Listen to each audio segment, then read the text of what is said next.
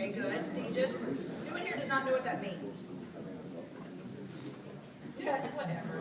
No, fine. Let's make sure everybody understands that it is related to law enforcement. All of you, I'm assuming, support law enforcement at some level? Okay. Otherwise, this might not be relevant to you if you're not necessarily supporting law enforcement. So yeah, my school system folks might not be as interested in this concept. Although we can talk about authentication and maybe you would be interested. So what this is actually a very large roundtable.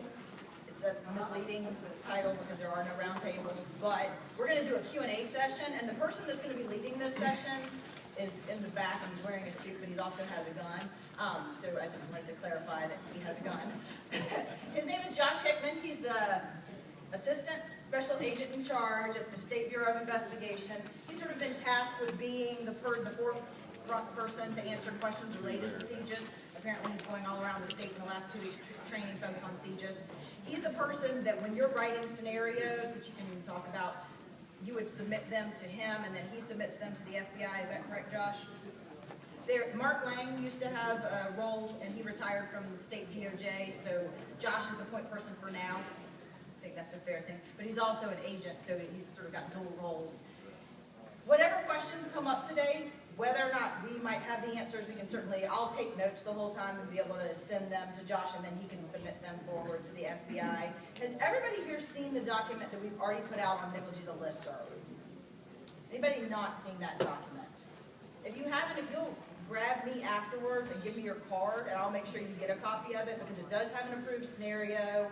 It also has a disapproved scenario, so maybe the disapproved is more important than the approved scenario. Also in the back is Ray Hillen. Many of you probably know Ray. He works for Secure Enterprise, but we actually contracted with Ray to help on the CJIS project that we were doing because he's a security expert. He's also a Marine, so he doesn't have to have a gun, apparently. Is that fair? So Ray's here to answer any technical questions that might come up, but this is really an opportunity for us to kind of throw out questions and have a discussion as a community, and also probably help inform Josh as to some of the challenges that you might be facing. So it's not Josh presenting, it's us talking. Y'all willing to talk? Okay, good. Come on up. Ray, do you want to come up here too? You can sit right here. They will not throw eggs at you. Grab your chair, Ray. I'm over here.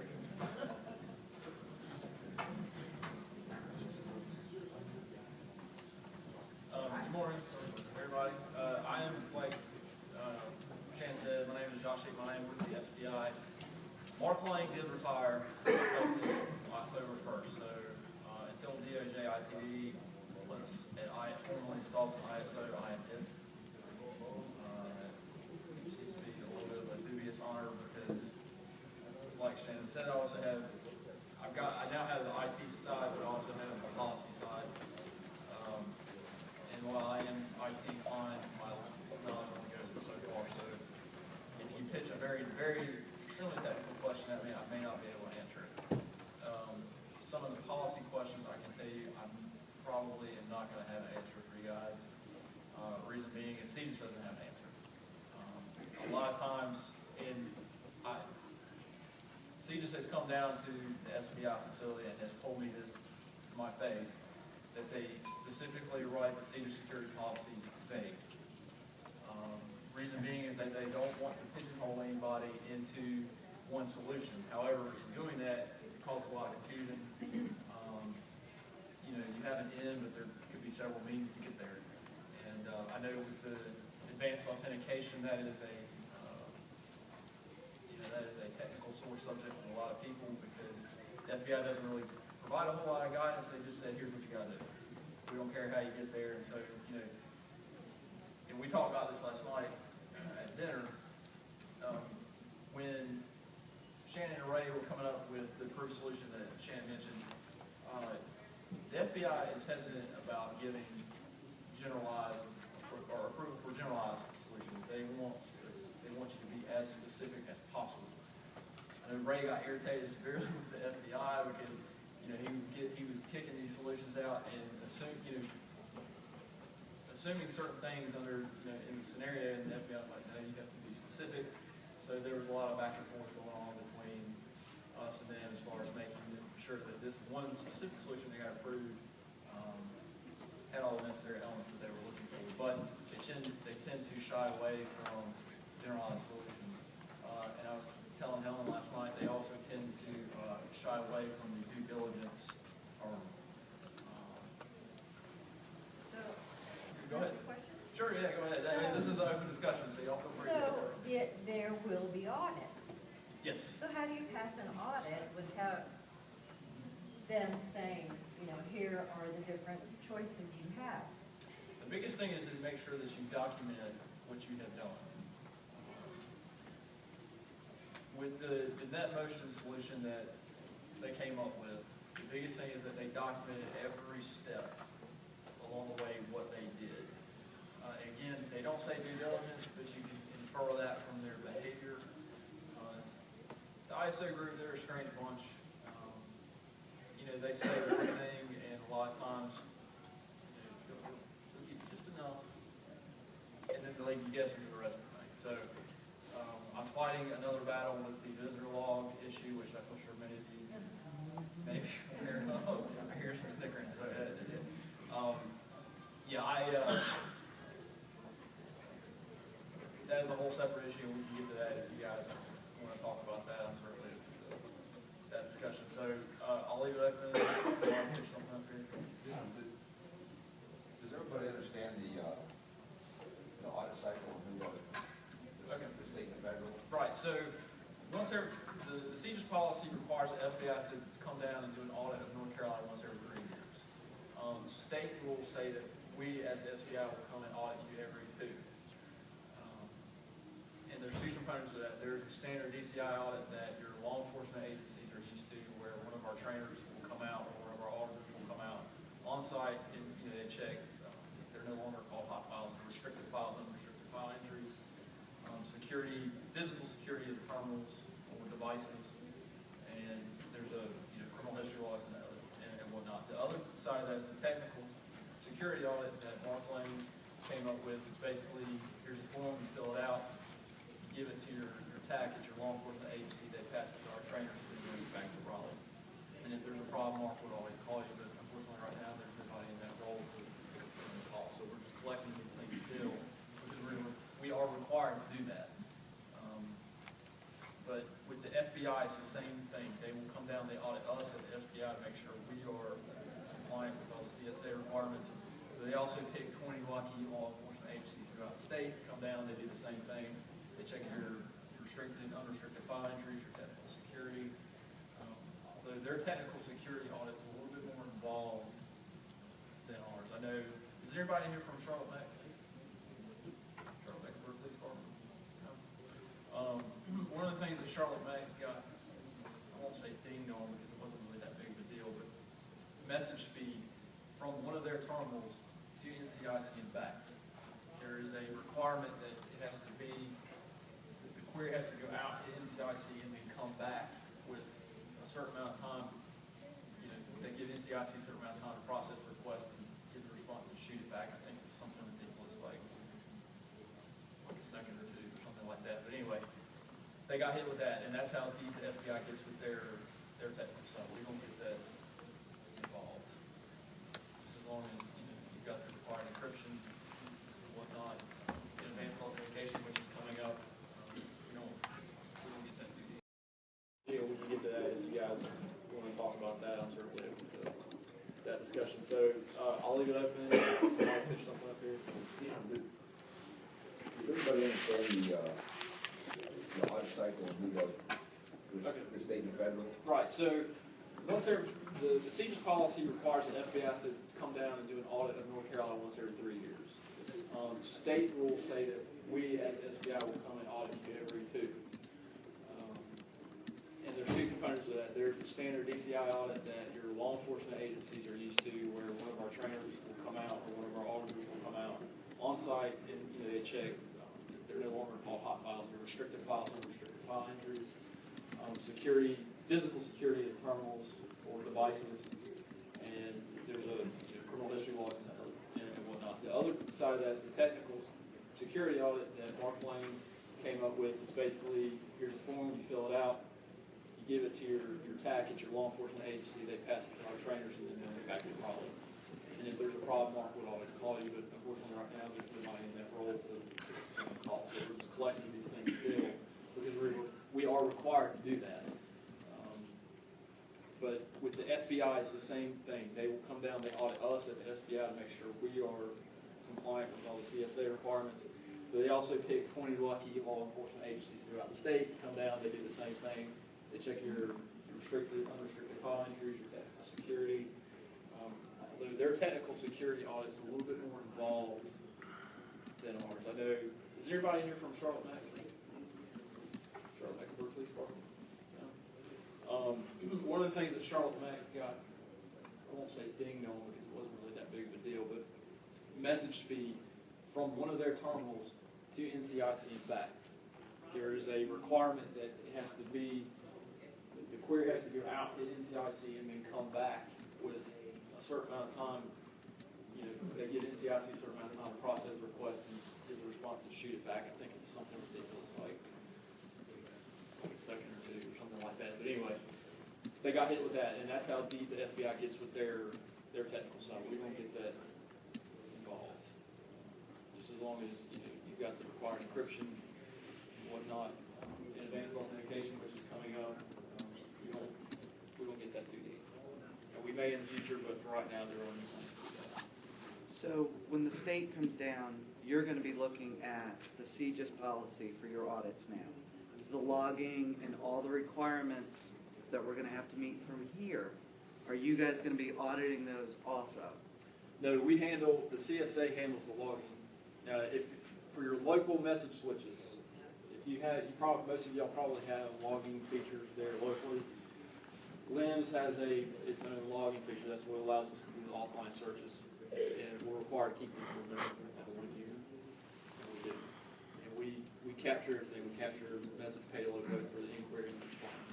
And there's some XML that's buried in there as well. So the only way that they're going to get a CJIS related audit, unless you change your practices, is if the FBI selects them as one of the 20. That's correct. And they tend to pick the bigger ones. Don't tell them that. Like I think the Hanover County was part of the 2010. Greenville? I know Greenville was. Jacksonville. Charlotte Mecklenburg, Greensboro, I believe Elizabeth City PD, which was kind of weird. Yeah, I can't remember. I should still remember this because I'm still responding to the deficiencies that North Carolina had for that particular audit. And they are coming back in May of this year. So, yes, so the only way they will get a CJIS related thing is if the FBI gives it. Now, I'm in the process of rewriting the state administrative code for DCIUs. It hasn't been touched in 20 years. So, if you think how far DCI has come since then, when they've done ring terminals, the Unisys terminals, to where we are now with everything being web-based. What we're trying to do is make sure that the state rules mirror the federal rules, so there's no difference, or you have to worry about one set of rules for state audit, you have to worry about another set of rules for the federal audit. It's going to be one set of rules, and that's it. I know the law enforcement agency that you guys serve. First of all, do we have any facts in here? Are there any facts? The law enforcement agencies that you guys service, right now there's a two-pronged audit process for them. They either meet the state guidelines or they don't, and then they either meet the CJIS guidelines or they don't. And that can be a pain in the butt both for them and for us. So we're trying to marry them up. Unfortunately, administrative rulemaking in the state takes a minimum of 4 months, usually around about 6. So long drawn out process. We had to have some legislative changes to go in there as well. But soon it'll all be the same, and there should be.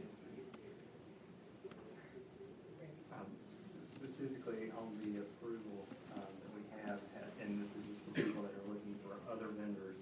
I know Ray really wanted to have it vendor agnostic, and then when it went to the Fed, it basically turned it into vendor specific. So the two vendors are NetMotion and RSA for those two pieces. With that scenario written that way, if we're looking at other vendors, say Cisco, Juniper, and they operate in the same behavior, so we basically, instead of saying net motion, replace that word with Cisco or Juniper. Instead of saying RSA, we put another token vendor. What is the most streamlined process to submit that so that can go up to the Fed to get approval? Okay. And that way we can go ahead and have, I mean, don't want to bombard you, but I mean, if you look at it in the matrix, it would be a configuration where you would say, net motion RSA, net motion, Right. So it would be like, they would all be, and that would be based on that one approved scenario, just to get some vendor choices in there. Right. Look, with advanced authentication, I am personally vetted in making sure you guys get this correct.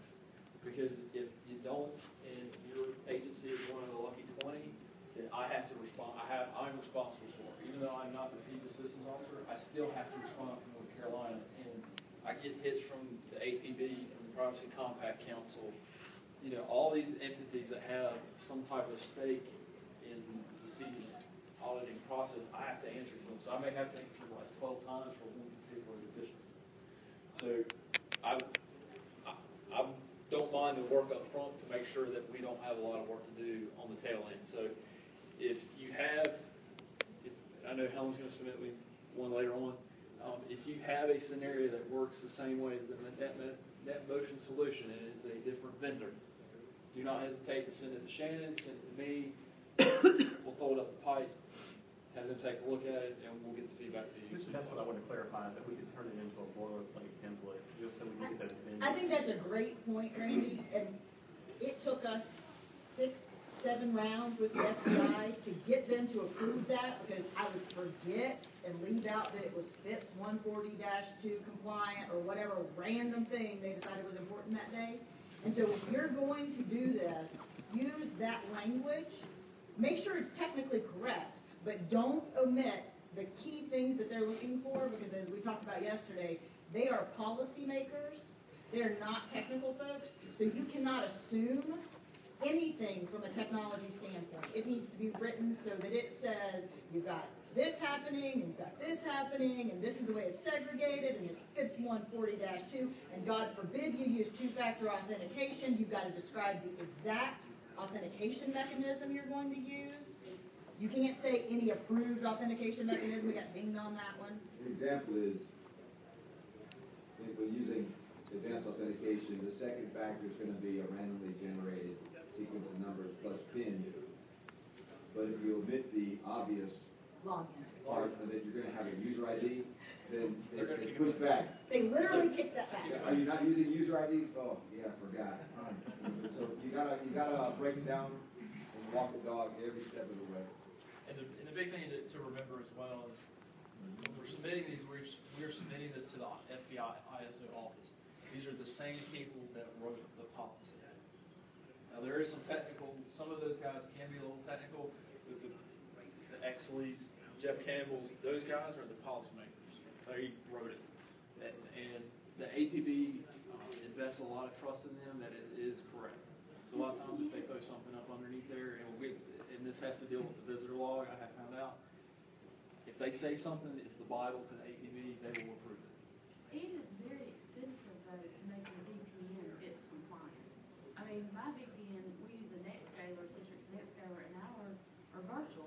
And we just did that, I don't know, not long ago. Well, then, when we got this from Shannon, now we'll have to switch to hardware appliances, and it may even be something like the counties will probably have to host it or something for some of the local municipalities. There is no way these local PDs, I don't know how the counties will pay for it, but there's really no way to get all these little local police departments FIPS compliant. It's part of policy, though. I mean, it says clearly in the policy it has to be FIPS 140-2 compliant. I'll tell you what we're looking at. We have the same thing in New Hanover. We've got the 4 small beach towns. There's no way. They don't have IT staff at all. I mean, so we're going to have to help them. And so, I mean, I get the fact that they want to be secure and that's important, but I really don't understand why we already you have a user ID for the laptop, you have a VPN, you have an Active Directory authentication, you have a password on the actual application that you use for your NDT, plus that has to be passed through to DCI or NCI I see as far as what we use. I don't get it. And then they're saying that the fingerprint readers, or I was told USB fingerprint readers or the ones built onto the laptop doesn't count. Well, I was always told that your fingerprints are unique, so I don't understand. And I mean, to me, I get that you should have a best faith effort, but this is really unrealistic for. And I mean, I've been trying to figure this out for years myself, and I couldn't get any clear answer. So yes, I put money in budget, but do I know it's going to be enough? I have no idea. And I put vendors working on it, but a lot of the vendors are kind of stumped. Like, well, let me see what I can do, because this is kind of the first that they heard about the FIPS compliance fees and the RSA tokens and. Because they didn't read it. I mean, I'm sorry, and I know there's vendors sitting in here, but if the vendors didn't do their due diligence and pay attention to what the standard said, that's their problem, and you should hold them accountable for that. I mean, I fundamentally believe that we should be holding the vendor community accountable. Well, I'll say this on FIPS 140-2, because, I mean, I agree with you. FIPS 140-2, I mean, if you're AES 128, that's the encryption you're using, you just didn't submit your stuff with it. But we can talk about cost, and yet you can argue that that's an issue, but OpenSSL, which is a completely open source vendor, you know, ended up getting their module, their crypto module, FIPS 140-2. So it's up to us to go to the vendor and say, hey, Citrix, NetScale, or VPX, you know, I don't care what module you're using, you know, switch it over to OpenSSL module, and it doesn't cost you the dime except development costs. So we're the ones paying for their software. It is written in there that it's 140-2, and it's not that difficult for them to put some effort into. They're just being lazy, and it's causing us grief. But I mean, I think if we go together collectively and say, look, especially from a Citrix customer, hey, when are you going to implement this? We know it's not that expensive to do. You already have modules you can use. I mean, F-Secure has a module. I mean, there's different modules that they don't have to go rewrite anything. They can just componentize it. No, I was told from what I currently have that I have to move the physical hardware appliance. But as I'm saying, because of the virtual NetScale, but if we go to the vendors and say, look, switch your modules because there's virtual. And I mean, I'm planning on quoting out other vendors. I'm not stuck on NetScale, but my point is, I don't think it's going to be a reasonably price-effective solution for the people that have to do the work. And it was hard to budget because nobody had any idea. I mean, I know I've talked to Mark Lane and I've talked to Worth Rocket. I mean, over and over and over, and nobody can help me. And I'd be like, well, is such and such going to work? Well, they couldn't tell me because they honestly couldn't get the right answers from the feds, and I get that. But this is something, I mean, it just looks like it's going to be extremely expensive. Your perception is correct about the virtualization. Another issue we're going back and forth with, I cannot get a straight answer from them as well. Virtualization is a good example of that. We have gone back and forth. I know Mark spent months with them trying to figure out what we're going to do. They can't give us a straight answer. And these are the people that write the policy. So it's a little disappointing. As frustrated as you guys are with certain aspects of the policy, we are equally frustrated because we're getting it from both you guys and we're getting it from them. Hey, your state needs to be compliant. And you guys are looking to us for guidance and we can't get any because, you know, we're like, okay, what do we need to do? And they're like, well, here's this vague policy. Make it work. So, you know, the only thing I can tell you is, you know, the gentleman here brought up a good point. You know, there are open source solutions for that. But again, that would take some work working with whoever you decide on as a vendor in the end, whoever wins your bid, or whoever puts in the winning bid rather, to work with it. So. Well, and the thing is, you don't really have a lot of time to push back because no matter what, we have to be compliant in less than a year, period. So, in one sense, you got to take the money or do whatever you got to do to get it done. Well, what county are you in? Chicago. When was the last time you were audited? I don't really know that. Okay. Here's what we get told, and you guys may get my little that I'm putting in here. The FBI is returning in May. Yes, absolutely. All right, and I'm hoping that all 20 agencies that they pick will be compliant at that point. However, the policy is specific that, you know, any device outside of a physically secure location, examples they give are MDPs, have until that September 30th deadline. Except, unless you had procured that system sometime. Since 2005. Five. If you have a new system since 2005, you have to be compliant in MDT now. But the problem is they don't define procurement. Is that an update? Or an upgrade either. Or not, yeah, they don't define that. Is that we upgraded our software? The system is not well defined. Right, it's not. So, they started that out there, but they don't define it. Or unless you're using cellular, Right. which we talked about last night. That's a completely different animal altogether. So, again, the vagueness of the policy is frustrating because it doesn't provide us enough guidance to give you guys guidance. And I know that's one of the things that Mark dealt with before he left. People were basically knocking the door down trying to get stuff done, and they were just, he can't get a straight answer. I can't get a straight answer.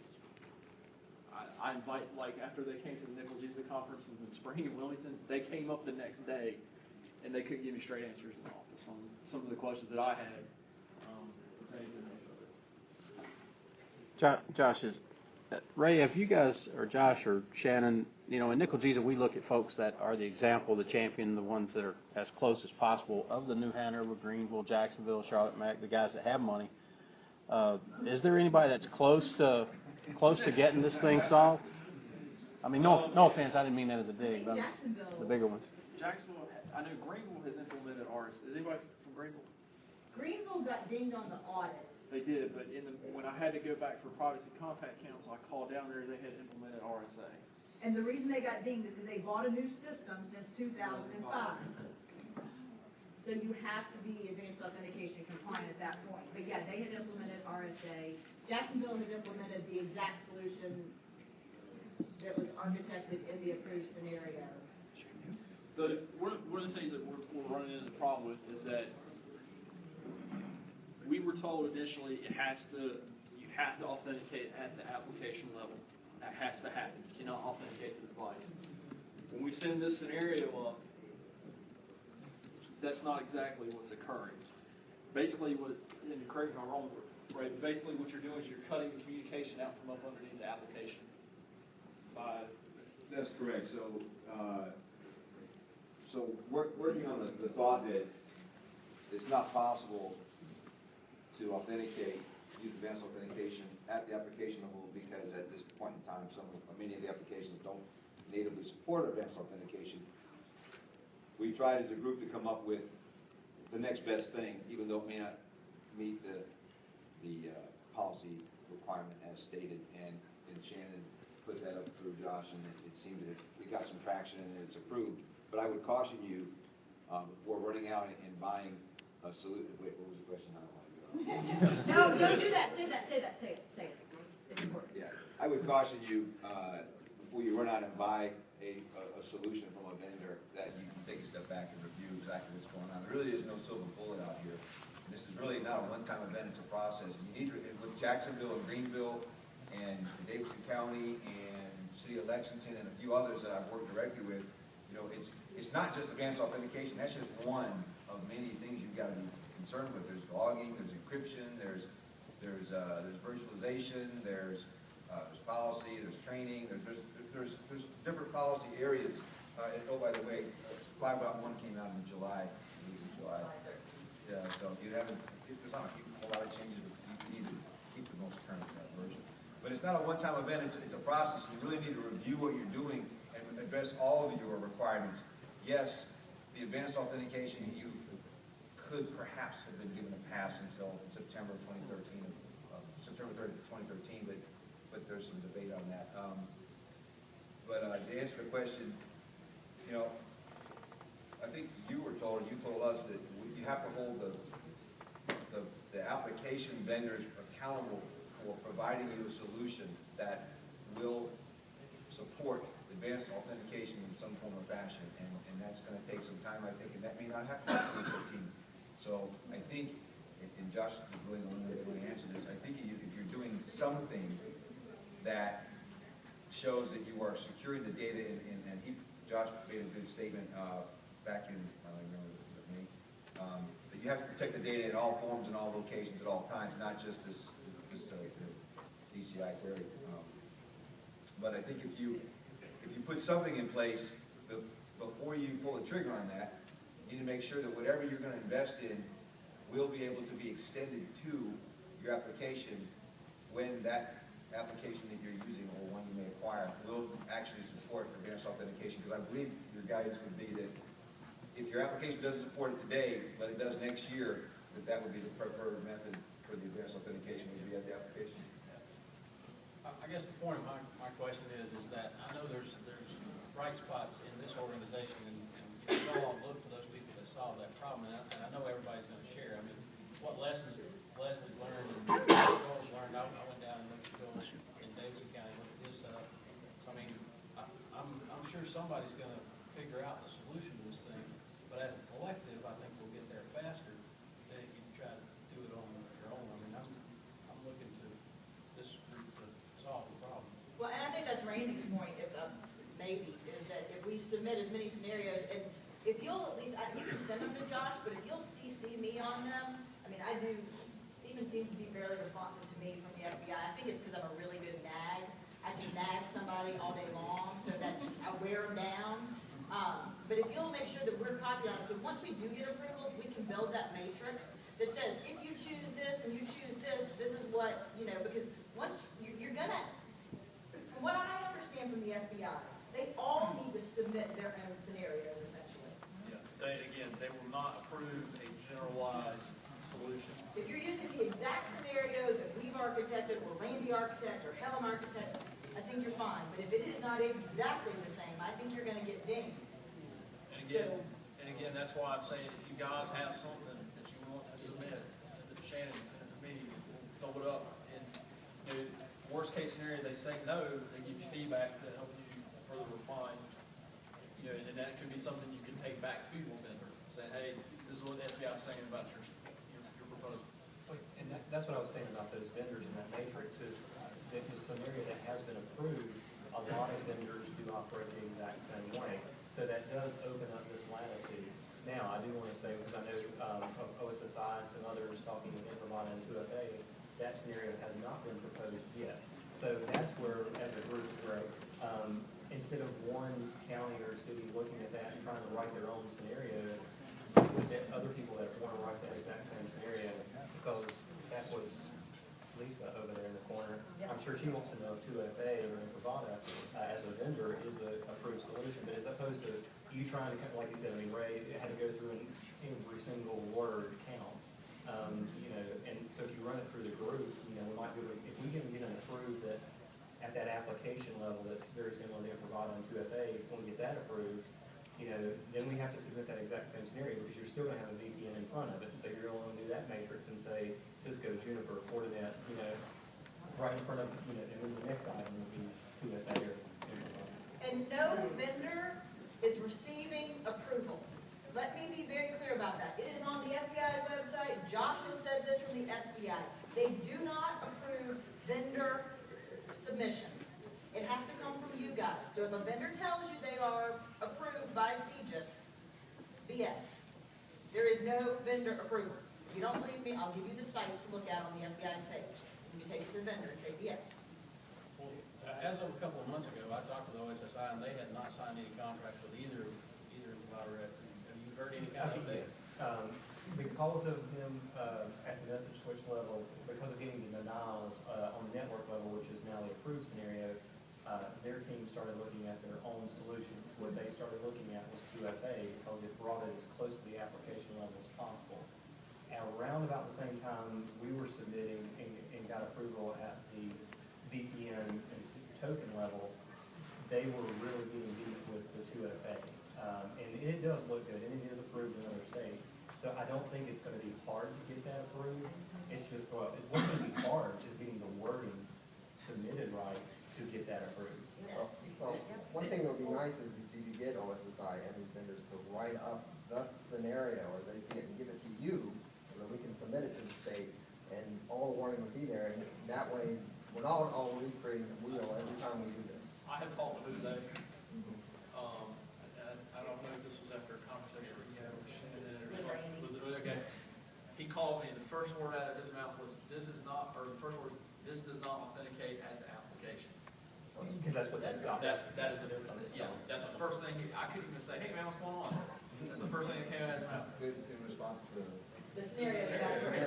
Yeah, I was gonna cover that scenario, because I don't know that everybody even thought about it. Yeah, they do, they've all received it off the NCLGISA listserv. That document I sent you, I sent to the entire NCLGISA listserv.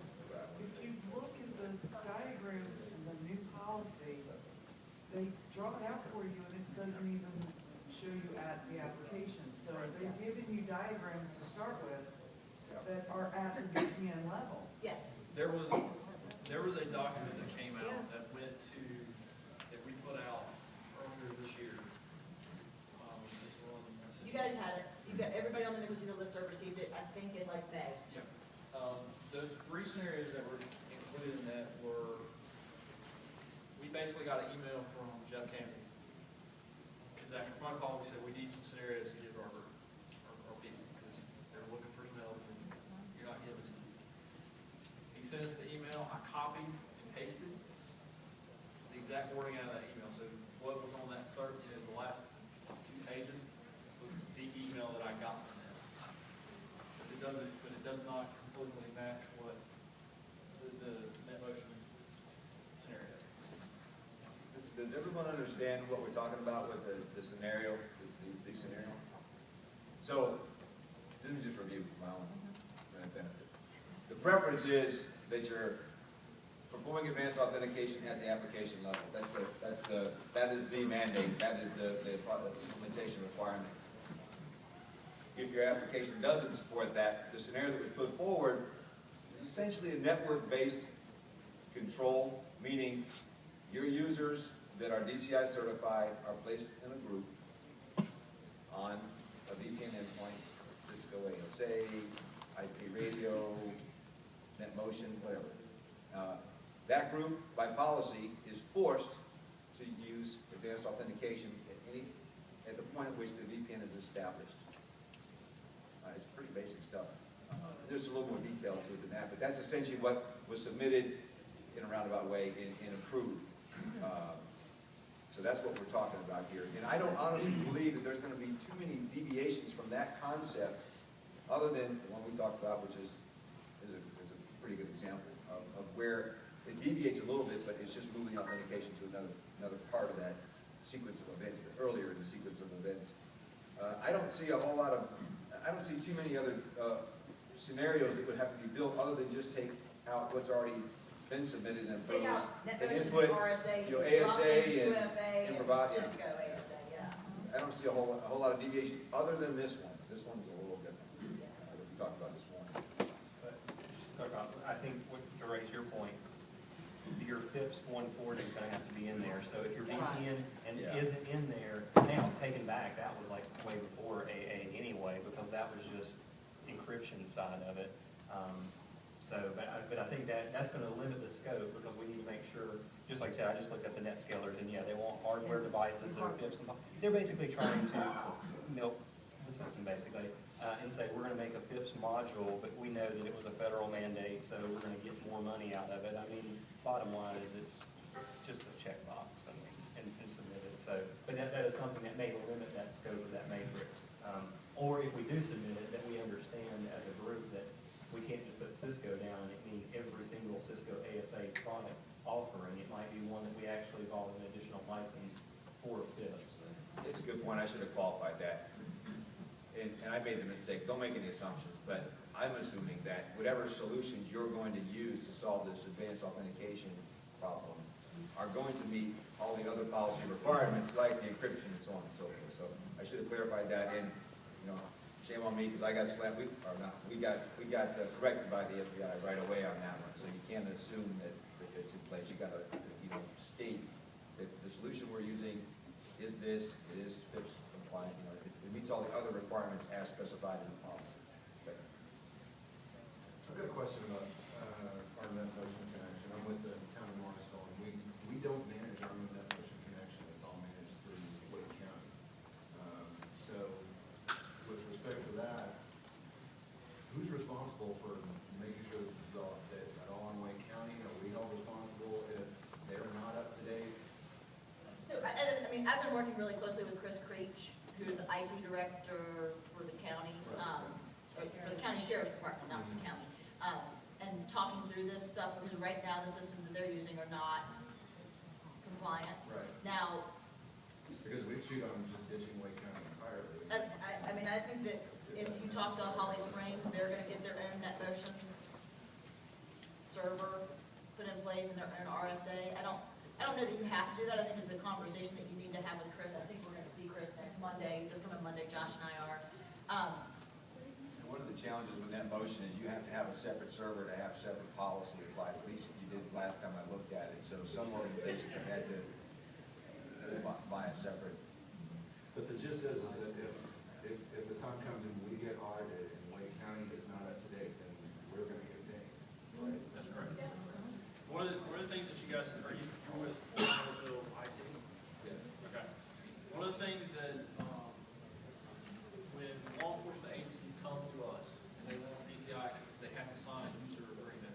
And the user agreement, I'm working on getting that updated, so it's a lot dated. But one of the things that they are responsible for is they either have to implement, see the security policy and all technical security controls, or they have to ensure that that happens. Now, the insurer can fall either on a city, county, IT entity, or it can fall on a third-party vendor. I know some of the smaller counties out in the northeastern part of the state, the Pasco tanks, the current trucks, rely on actual private businesses to handle all IT for the city or county. Since it's almost like you guys are outsourcing to outsource to an extent, so there's like there's a third party to that. But yes, if Wake County, if Wake County's not compliant, then Mooresville PD will also be not compliant from the technical standpoint, if they get on. because of basically the SLA that you signed with the county, which you do have in place. I want to jump on a couple of points. Number one, what Stephanie was saying about fingerprints, the reason that doesn't work is because they disapprove any local device-based authentication. So I wanted to make that clear, right? Yeah, so a lot of the Lenovo and other systems come with fingerprint readers, and you can enable that, and it's all well and good, but if it doesn't tie into a back-end infrastructure, platform that supports that authentication, then it's going to be viewed as local authentication only, which, whether it's good or not, is not currently. And we even tied it to a back-end system, didn't we, in the scenario two? Didn't we tie it to AD somehow? I believe if you tied it into a back-end system, you could. I thought we did, and they still disapproved it because they considered that local-based authentication, right? Because it was cached an issue too, because it has to be an active authentication. We have not talked to them about cache right now, so let's not, we have approval, we're not gonna explain to them that it always caches. Well, no, because there was the other email from Forsyth that was looking, and they wanted a specific. Josh is working on Yeah, I'm that. working on that one. Okay. We've got to rewrite it. Yeah, the caching, that's going to be a complete. I don't know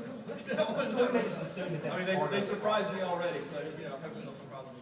Ray, can you make a distinction between the offline authentication and the local authentication? I mean, is there a difference there in terminology, or is there actually a difference in how that works? Yeah, so if any of you are familiar with RSA's Authentication Manager, there's an agent that will support something called offline authentication. In a perfect world where everything's connected, when you're prompted for advanced authentication, you put your credentials in, and let's say it's your VPN endpoint. It receives those credentials, it passes them on, it basically brokers a connection to a system that is connected to the RSA in this case. It passes it, RSA says good, this is valid, and therefore your VPN endpoint allows you to connect and establish the connection, so on and so forth. That's in a scenario where everything's all connected. If you're using offline authentication, the agent on the host laptop in this case has a configurable in days, a configurable amount of time in days worth of the code specific to a user. It's almost like it's running a little mini advanced authentication platform, but it's on your laptop. Look at it like cache credentials in a way. It's not really cache, but anyway. know, it's RSA, it's secure, and so on and so forth. But you're not connected to that back-end infrastructure when you're authenticating. You are authenticating to the device. The agent process the communication, process the authentication, and get you into your device. When you do eventually establish a connection to the network, by the VPN, for example, then a heartbeat updates, log data gets transferred, your local device gets a recharge, is the terminology that's used, a recharge of the next N days worth of code. Does that kind of make the distinction? That one is kind of, I believe that's a valid, I believe technically that's sound, it's secure, it's proven it works. It should meet the requirement, but I believe that it would get shot down by the FBI unless properly worded. And even then, it would still, I don't know, I think it's... I have the document that we wrote that got rejected. So if it's useful, I can read it exactly the way we wrote it to you and tell you what they said, why they rejected it. I can't remember, was it because it's local?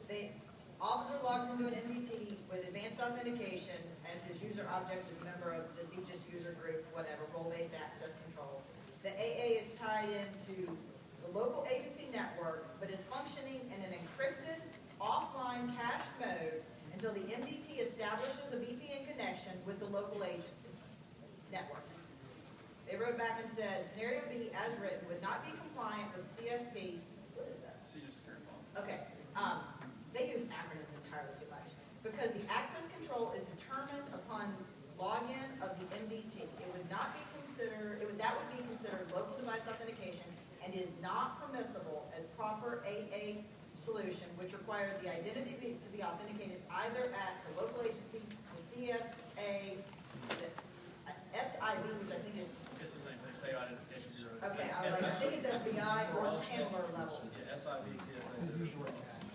I think a room full of technical people on both sides, the law enforcement agency and say that the FBI people that write this policy or approve the scenarios, I think if we could get a room full of people and diagram it out and make a case, I think they would see the light. I think it's unlikely that it's going to happen.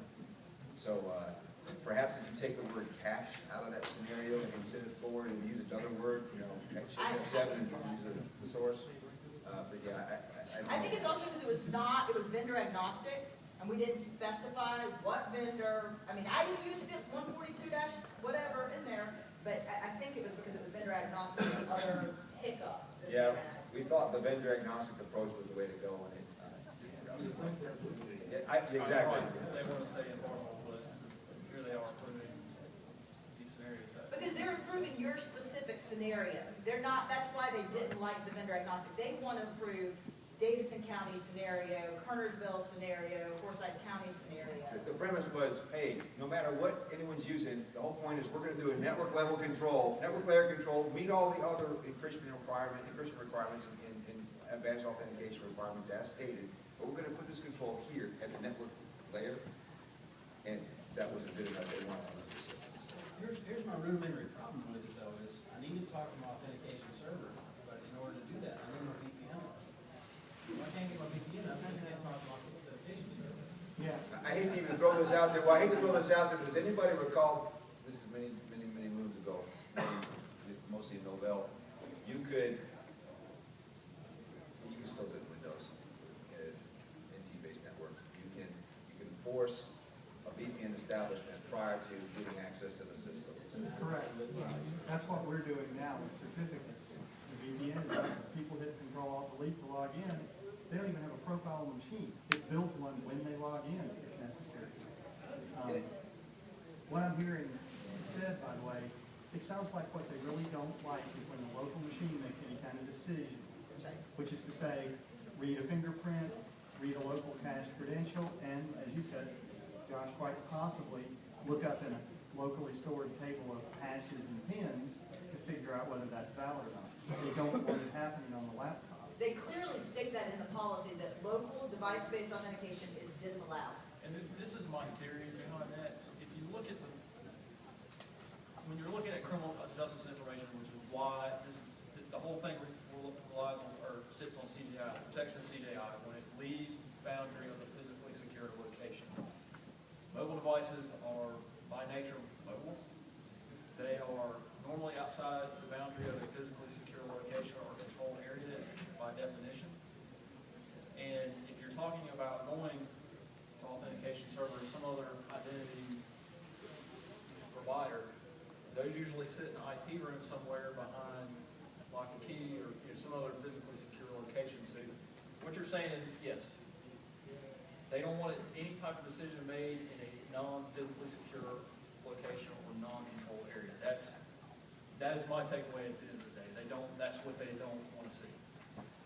I'm interested to know, how's that working? What are the cons, other than the obvious ones? I mean, when they don't have connectivity, if they're out in a rural area, they can't get into their MBT, right? Yeah, that's essentially too. But our connectivity to CJIS applications comes through the county. So if the officers can't connect, they're already down anyway. But we run certificates to launch the VPN, and then they log in and connect and have access to the app. So one thing I'm contemplating here is what it leverages in the system. We do it with Cisco ASA. One thing it leverages is called start before logon. And I'm wondering if that can be leveraged to the point where the VPN comes up, but you can't log into Windows on that machine without an AD authentication session and something like an RSA smart card token, the things that are listed in that 5.1 document.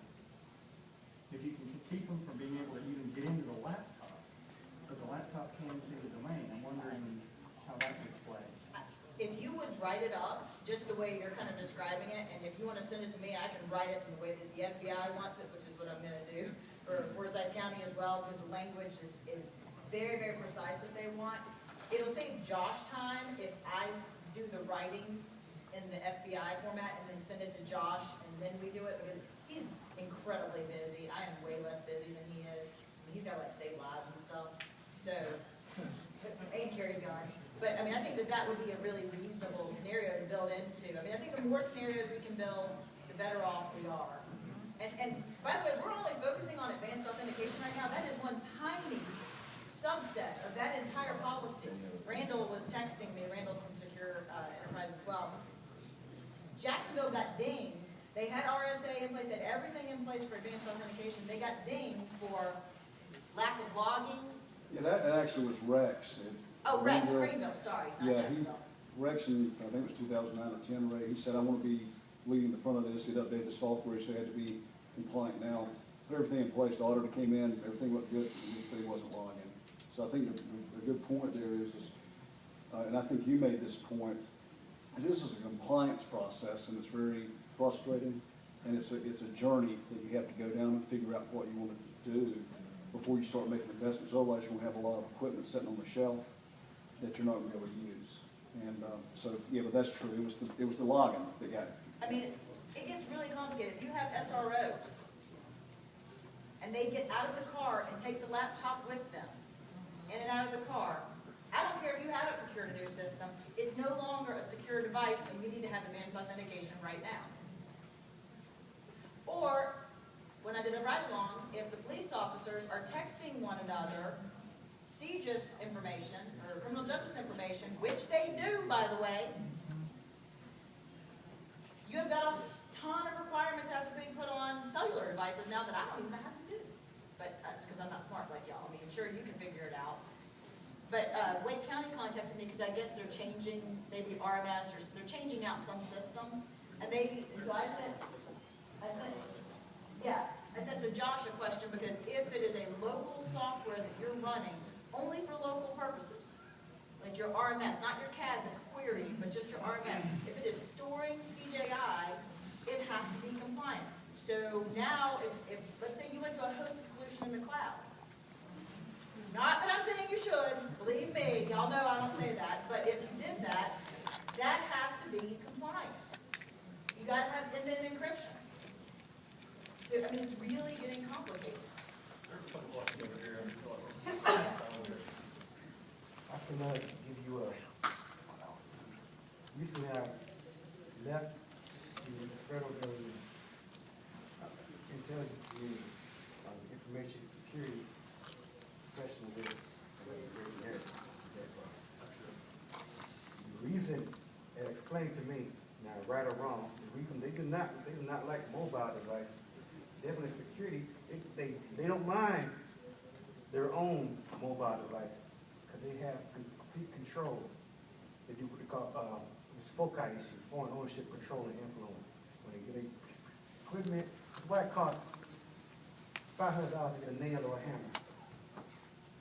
When I get a piece of equipment, a router, whatever it is, laptop, they go back to the company, they research the company over and over again, who's doing what, how much money they're making, who's in charge, who owns what company.